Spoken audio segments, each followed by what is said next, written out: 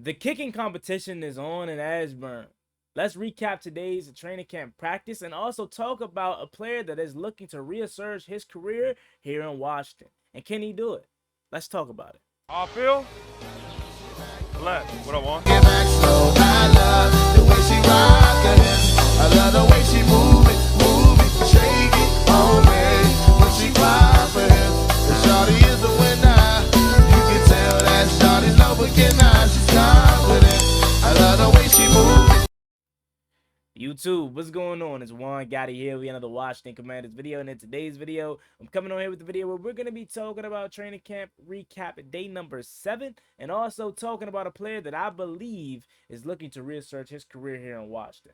So without further ado, let's get straight into today's video. Before we do, make sure you guys go down below, leave a like on this video, subscribe to the channel if you are new, turn on post notifications so you get notified when I upload new videos like this to the channel. We're on the road to 8,000 subscribers, so we greatly appreciate it. Can reach that goal as soon as possible. Check out Chewy IRL. That link is down below in the description. We greatly appreciate if you can subscribe over there too. Alrighty, let's get to it. So today's video was supposed to be a drawn out training camp recap. However, as we know, our media team doesn't cover them how they used to, in the sense of giving us play by play for the whole entire practice. They give us like one, maybe two, three, four big plays, and then they're done talking about it. Again, I don't know if it's a part of the new contract or whatever they have going on, where they're not able to recap the whole practice like they used to, but they're not able to talk about the team, or they at least choose not to talk about the team how they used to, as far as giving us tweets, updates by updates. So today's video isn't going to be about that specifically, but let's go ahead and recap a little bit about it. So we got the kicking competitions underway.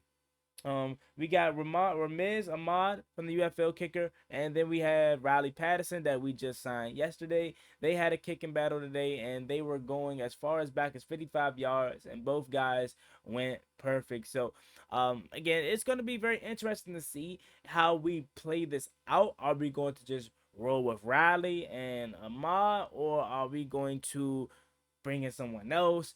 Me personally, nothing's off the table. I would have like 4 or 5 kickers daily coming through that jump to see if we could figure out who's going to be our kicker for this upcoming season, because again, we are going to need that. Like, this isn't a position that can hide. This isn't a position that can you can just throw out anybody.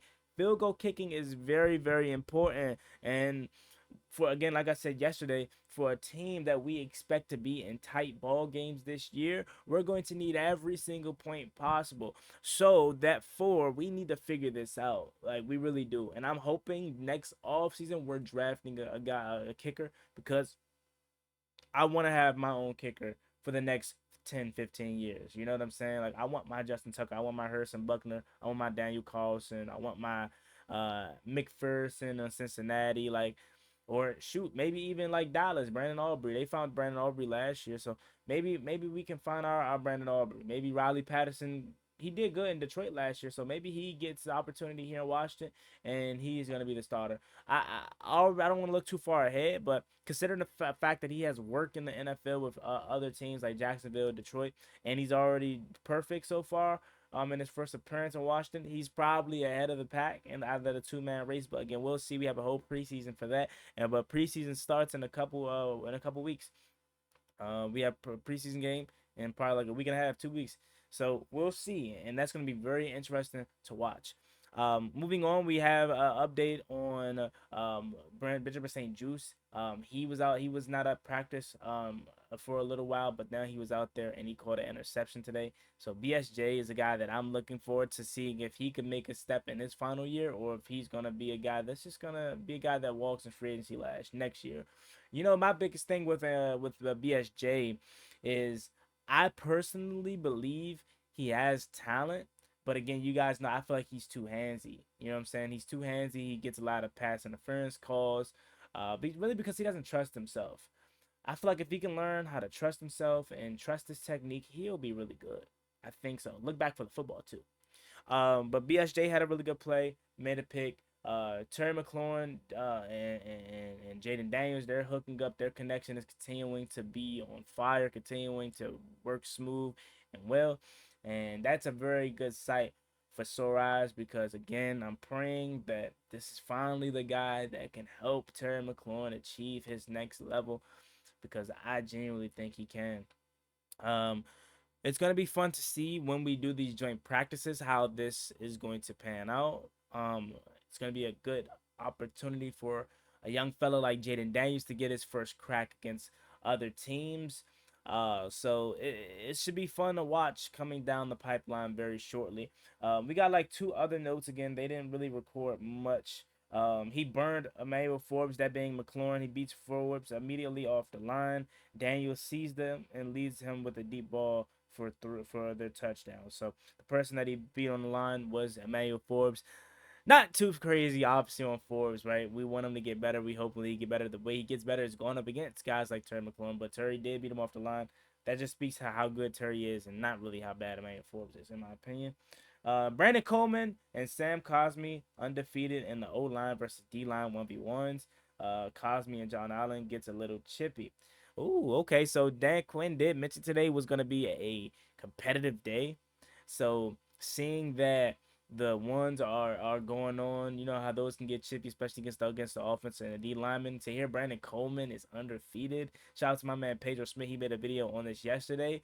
I don't know, man. Again, it's too early because we haven't seen him play in preseason or regular season yet, but maybe, just maybe, we did find our left tackle with the future because he's looking really good in camp.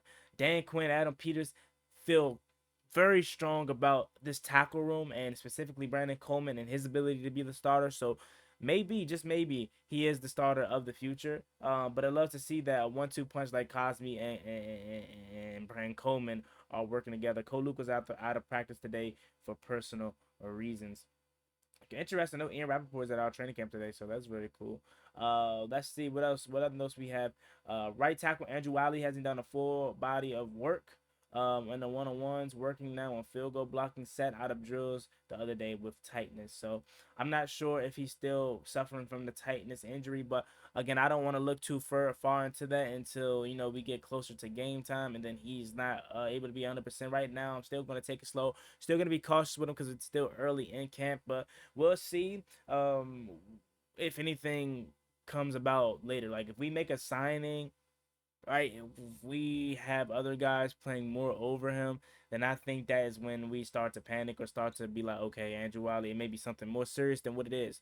But right now, I think we're fine. I think the combination, if anything goes wrong, if he's not ready, probably will end up being maybe Brandon Coleman and Cole Luke. But again, we're still a month away from actual football, so we'll see.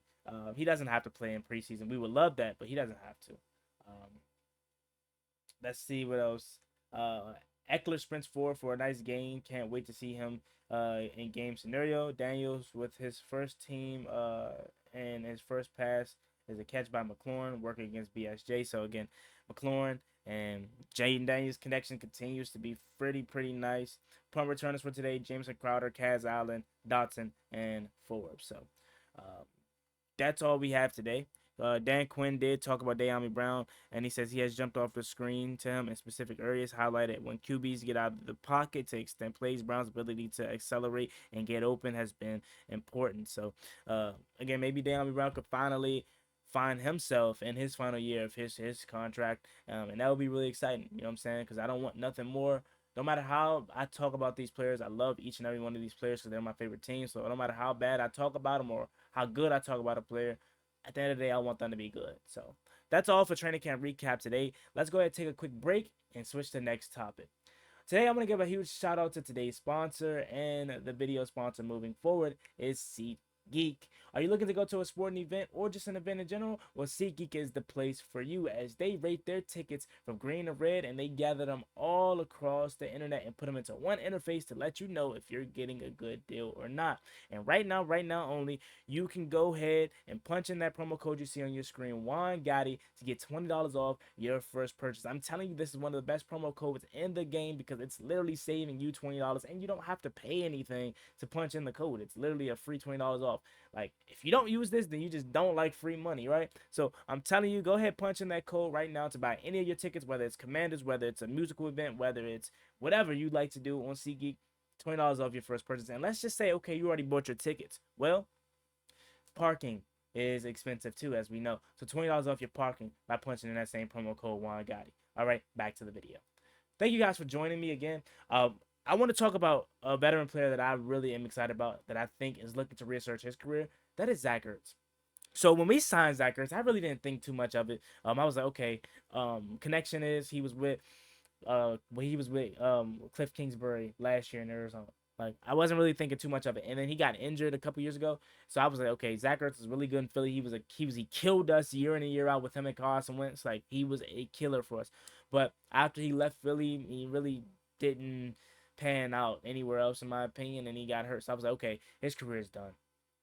However, when I looked at his age and I looked at him looking healthy, looking spry, looking excited for this new opportunity, hooking back up with Cliff Kingsbury, and looking at some of his healthy Arizona highlights, I'm like, okay, Zach Ertz still has something in the tank. And he may not be prime Zach Ertz from when he was in Philly, but he's definitely somebody that I feel like is capable of starting on this team and contributing.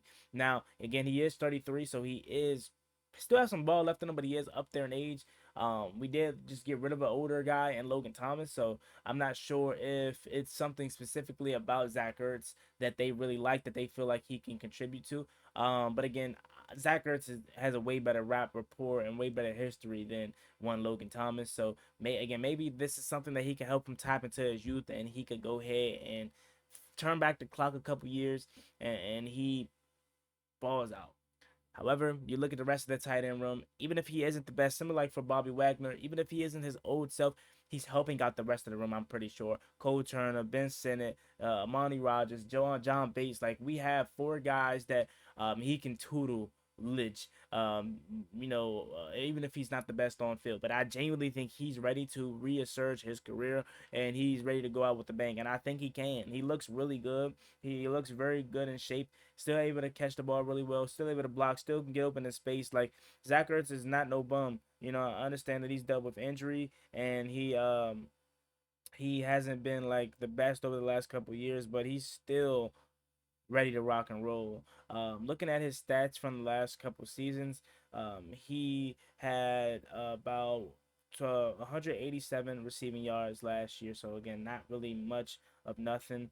So hopefully he could find a way to reassert his career here in Washington. But prior to that, in 2022, he had 400 receiving yards and then 500 receiving yards in 2021. So his last 3 seasons in Arizona, again, not the best, but maybe here in Washington with Jayden Daniels, with Cliff Kingsbury, he could find a way to be another weapon and career surge his career. Alrighty, y'all have a blessed day. That's all I have for you today. Thank you so much for tuning in. As always, me and boy Juan Gotti. Like, comment, and subscribe to the channel. Hail to the Washington Commanders. Again, subscribe to Chewy IRL, as I have different content dropping on that channel that I think you guys are going to enjoy.